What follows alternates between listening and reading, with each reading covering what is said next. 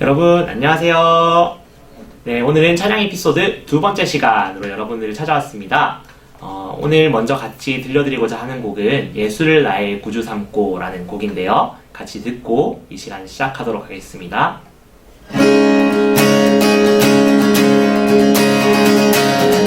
예수를 나의 구주 삼고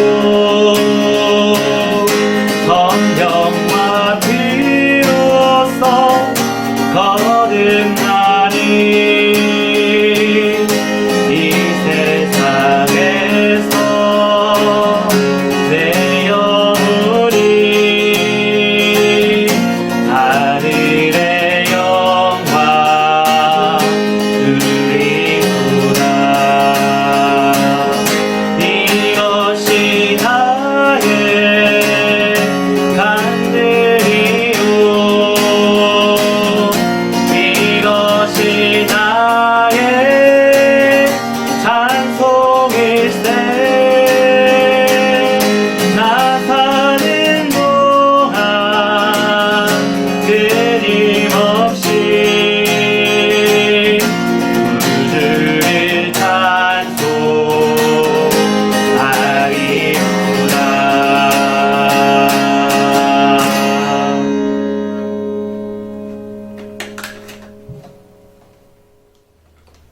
네, 지금 들려드린 곡은 미국의 유명한 여류 시인이자 작사가이자 작곡가인 페니 크로스비 여사의 예수를 나의 구주 삼고 라는 곡입니다.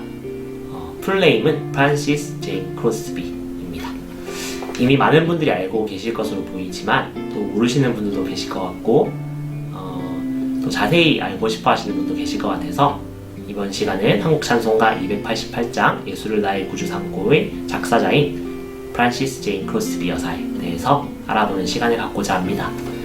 크로스비 여사는 1820년 미국 뉴욕에서 아버지 존 크로스비와 어머니 머시 크로스비 사이에서 태어났습니다. 그런데 그녀는 태어난 지 6주가 되었을 때 의사의 실수로 시력을 잃게 되고 맙니다. 그리고 엎친 데 덮친 격으로 그녀의 아버지 존 크로스비도 곧 중병이 들어서 세상을 떠나게 되고 말죠. 21세의 과부가 된 그녀의 어머니는 남의 집으로 일하러 다녀야 했고 페니 크로스비는 할머니의 손에서 자라게 됩니다. 하지만 할머니는 페니를 신앙 안에서 많은 것들을 가르치며 성장하도록 만들었습니다. 또 할머니는 성경뿐만 아니라 문학 작품도 많이 읽어주었는데 이것이 페니의 인생에 큰 영향을 끼치게 된 것으로 보입니다. 그리고 그녀가 아래의 찬양 가사를 썼을 때는 겨우 8살이었습니다. 가사는 이와 같습니다. 나는 친구들의 얼굴이나 들판의 꽃, 푸른 하늘과 아름다운 별을 볼 수 없지만 만족이라고 부르는 작은 보물을 평생 내 마음에 담아두겠다고 다짐했어요. 페니 크로스비 여사는 어린 시절 문학에 대한 관심을 눈뜨면서 더 많은 것을 배우고 싶어 했습니다. 그런데 당시 장애인들에 대한 교육은 일반화되어 있지 않았죠. 하지만 그녀는 하나님께서 붙여주신 여러 동역자들을 통해서 놀랍도록 성장해 나갈 수 있는 기회와 배움의 기회를 얻을 수 있게 되었습니다. 메인 학교에서 시를 공부하고 학생들을 가르치는 교사로 지내게 되었고 그녀의 시가 많은 사람들에게 읽히고 영향을 주게 되었죠. 1846년 미국에는 전염병 콜레라가 창궐하게 됩니다. 그리고 수많은 목숨들이 죽게 되죠. 페니 크로스비는 그 모습을 보면서 많은 사람들이 그렇게 쉽게 죽을 수 있구나 라는 것을 깨닫고 자신의 신앙을 다시 한번 점검하는 계기가 되었습니다. 그러던 중 30세 1850년 11월 20일에 브로드웨이에 있는 예배당의 부흥 집회에 참석했을 때 지금의 찬송가 141장 웬 말인가 날 위하여 라는 찬송을 듣고 부르면서 그동안 자신이 하나님이 아닌 다른 것들을 붙잡고 있었다는 것을 깨닫고 극적인 회심을 하게 됩니다. 그녀는 일어나서 예수님, 내가 스스로 인생을 고쳐보려고 노력했지만 실패했습니다. 이젠 주님이 내 삶을 맡으시고 주관해 주옵소서 라고 기도하게 되었습니다. 이후 페니 크로스비 여사는 각계각층에 있는 사람들을 만나게 됩니다. 시인, 소설가, 작가뿐 아니라 정치인, 경제인, 대통령, 고아와 가부, 가난한 자, 거리의 사람들을 만나게 되죠. 그리고 더욱 충만한 열정을 가지고 하나님을 찬양하는 데 시간을 쏟게 됩니다. 특히 그녀의 찬양 시에 곡을 붙여주었던 소중한 동역자들도 만나게 됩니다. 직접적인 만남을 통한 것은 아니었지만 그녀에게 찬송에 대한 깊은 이해를 만들어준 미국 음악의 개척자 로엘 메이슨, 그리고 페니의 서정시가 대중의 인기를 얻게 되는 결정적인 계기를 작용했던 조지 루트, 그리고 하나님의 사명을 감당하는 길에서 진정한 동역자가 되어준 윌리엄 브래드버리, 실베스터 메인, 로버트 로리, 윌리엄 하우드론, 그리고 무디, 그리고 찬양사역자 생키 등은 그녀에게 소중한 동역자들이었습니다. 한 번은 그녀에게 누군가 이렇게 물었다고 합니다.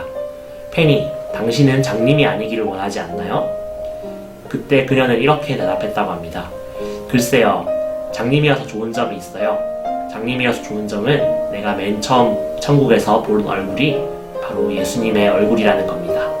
라고 대답했다고 하네요. 그녀가 38세 되던 해인 1858년에는 크로스비는 학교 교사이자 메인 학자이며 음악가인 알렉산더 벤 알스타인과 결혼하고 1902년 남편이 죽을 때까지 함께 살았다고 합니다.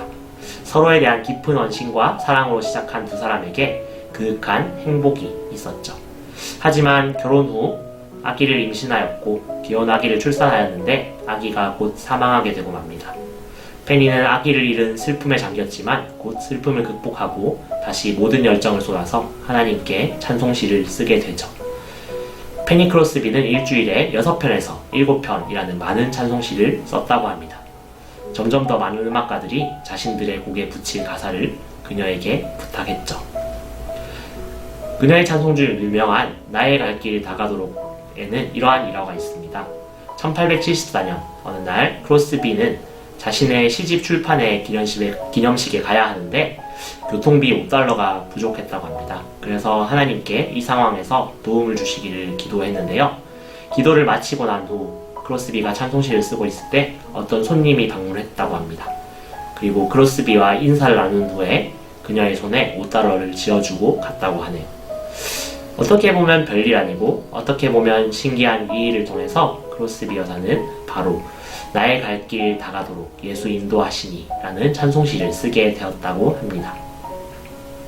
이와 같은 여러가지 어려움 속에서 그녀는 생애 마지막까지 하나님을 찬양하는 시를 12,000개 이상 지었다라고 합니다. 그리고 그녀의 작품은 전 세계적으로 1억 부 이상 출간되었죠. 크로스비는 1000개 이상의 세속적인 시들도 쓰고 4권의 시집과 2권의 베스트셀러 자서전을 출판하기도 했습니다. 또 애국적인 노래나 성경적 주제로 칸타타나 오페라 대본을 쓰기도 했다고 하네요.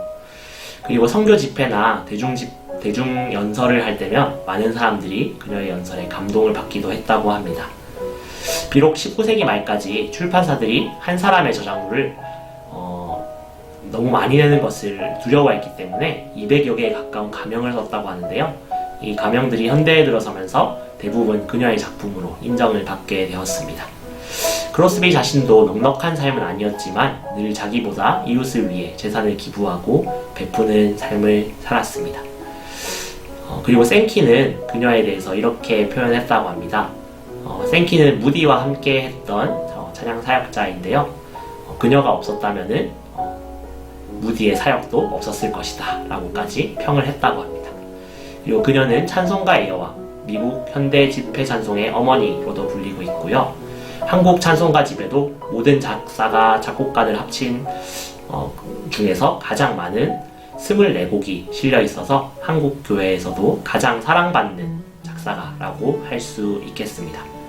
그리고 그녀는 1915년 2월에 감사와 만족의 삶을 마치고 95세의 일기로 조용히 하나님의 부르심을 받게 되었습니다. 특히 그녀의 묘비에는 가장 유명한 시라고 할 수 있는 예수를 나의 구주 삼고의 가사가 새겨져 있다고 하네요. 한국 찬송가 집에 실린 그녀의 대표작은 다음과 같습니다. 예수를 나의 구주 삼고 예수 나를 위하여 너희 죄 흉악하나 예수께로 가면 인내하신 구세주여 나의 갈 길 다가도록 나의 영원하신 기업 나의 생명 되신 주 주의 음성을 내가 들으니 오 놀라운 구세주 예수 내 주 자비한 주께서 부르시네. 이처럼 유명한 찬송가들 그리고 교회를 많이 다니지 않았어도 한 번쯤은 들어봤을 만한 곡들이 그녀의 곡이라니 참 놀랍네요. 그녀의 자세한 삶에 대해서 좀 더 알고 싶으시다면 페니 제인 크로스비의 일대기인 영혼의 찬양 전도자 페니 크로스비도 추천드립니다. 그리고 또 그녀의 곡들을 많이 들어보셨으면 좋겠다라고 생각하게 되었습니다. 네, 이상 오늘의 찬양 에피소드 두 번째 시간을 마치도록 하겠습니다. 감사합니다.